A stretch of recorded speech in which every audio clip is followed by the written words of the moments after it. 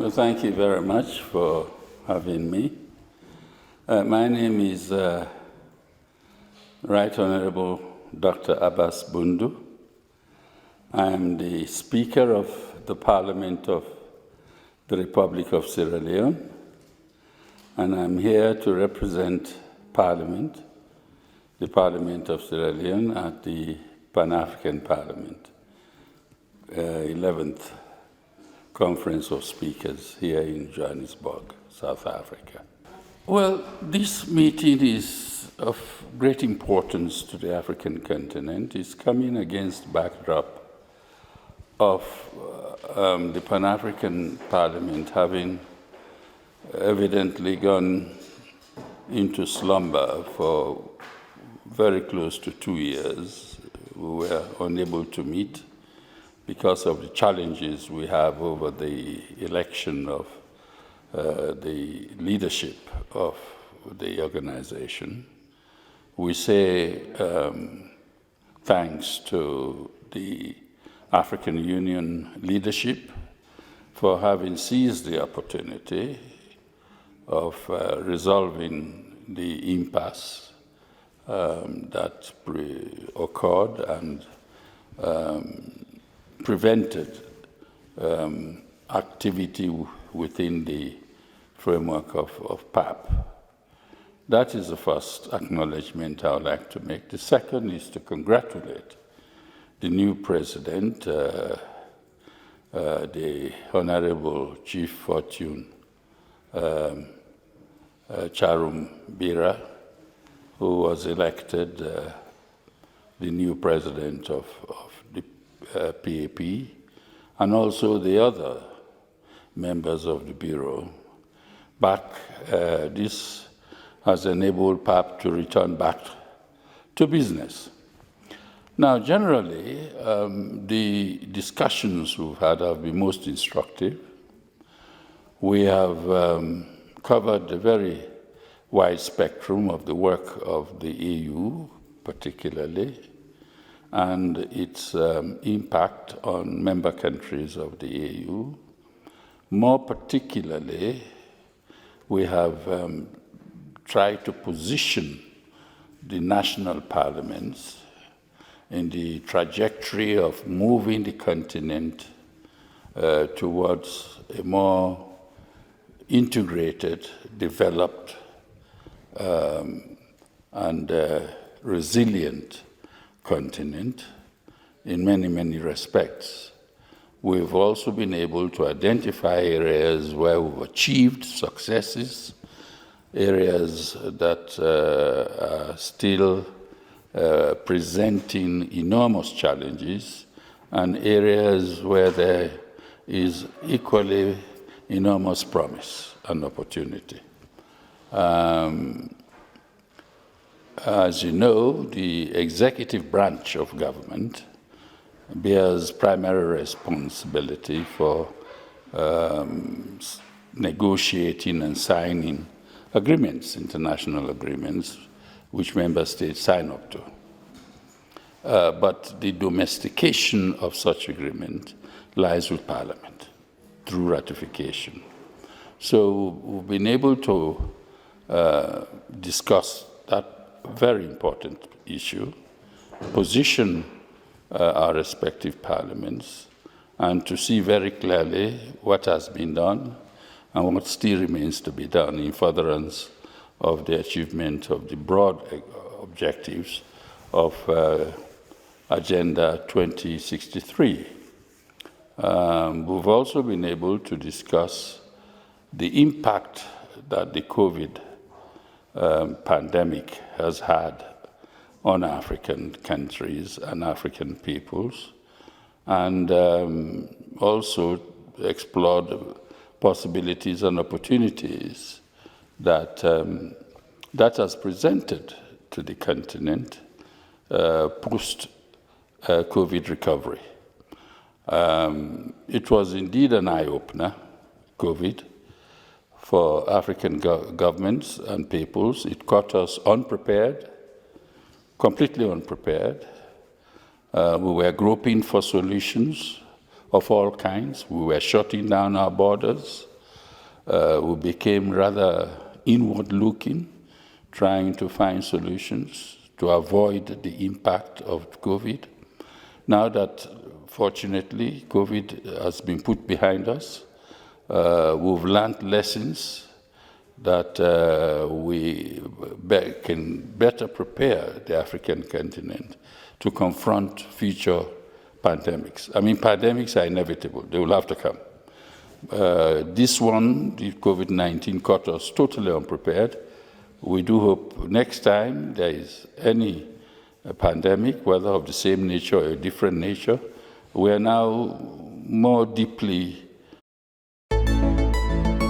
conscious of what needs to be done, both as a continent and as individual members of the Africa group.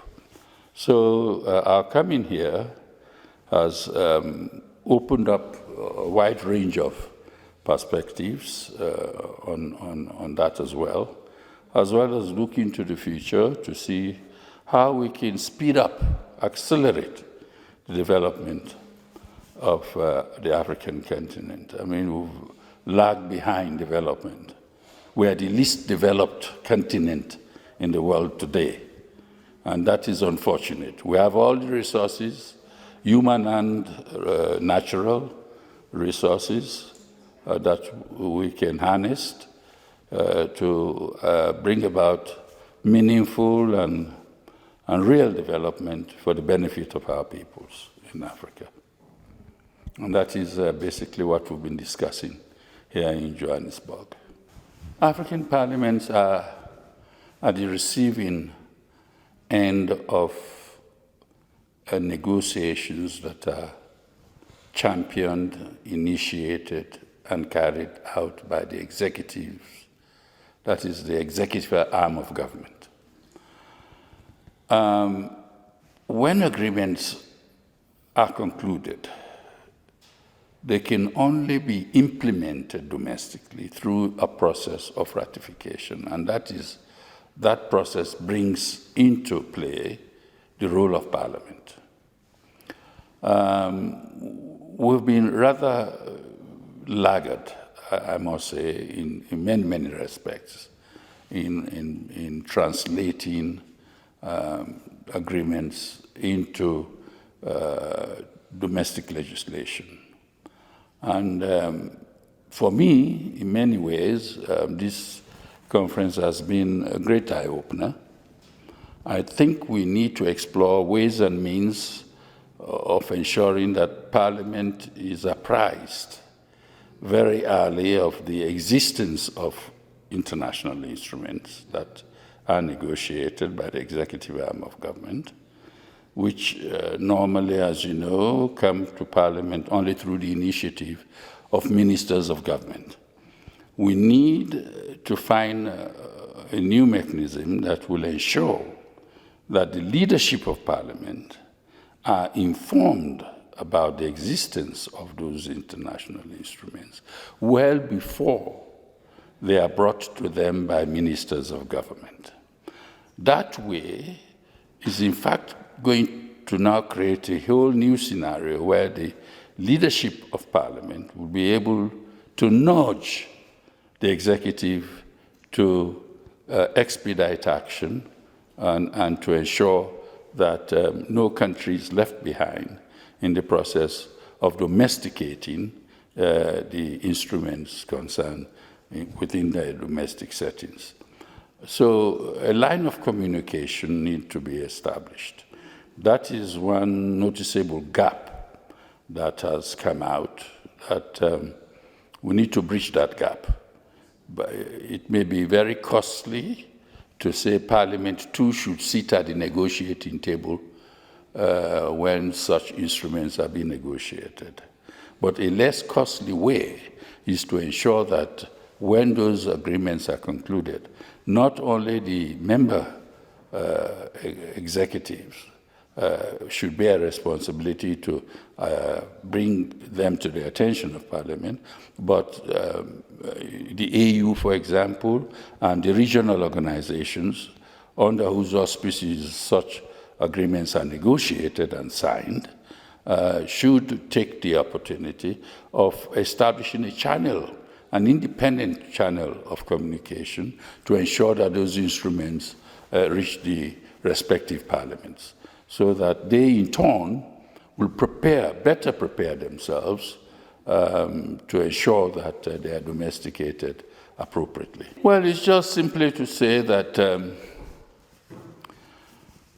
Africa's development, African unity, first can be looked at from two phases. The first phase was a phase of either negotiating independence or fighting for independence, depending on which part of the continent you come from. In the southern part here, there is a lot of, we can say they fought for their independence. In my own part of the country, of the continent, West Africa, we negotiated our way to independence. In the Southern African region, they fought for their own independence. So the two different positions, but whichever route it was, we are now independent states. So decolonization has been completed, and we pay tribute to our forefathers for that great achievement. Now is a new agenda altogether. It's a socio-economic development. It is positioning our continent and making the continent take ownership of the fourth industrial revolution. We can no longer wait. Where other people jog or run, we have to sprint to get to the same destination. I mean, it's quite obvious. Otherwise, we'll continue to lag behind, not only for our own generation, but for generations of Africans yet unborn.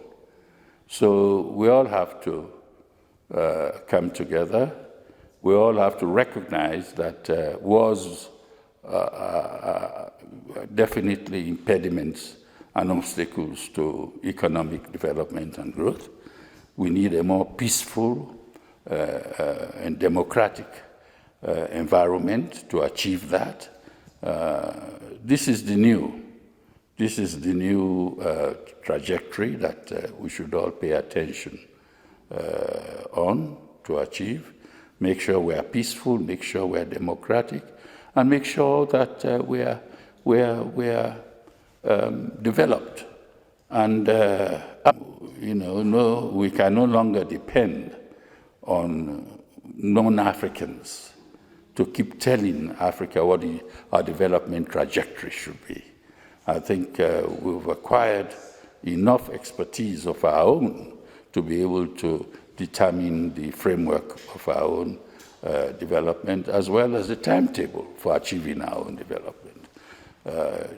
Less and less, I think we should depend on outside forces, who, after all, come to us not from any point of benevolence or charity, but out of their own self-interest. So we should therefore seize the opportunity to project and promote and protect our own self-interest first. So it is an Africa first agenda that we should now seek. And as I said, in doing that, we have to sprint where others jog for us to reach at a common destination.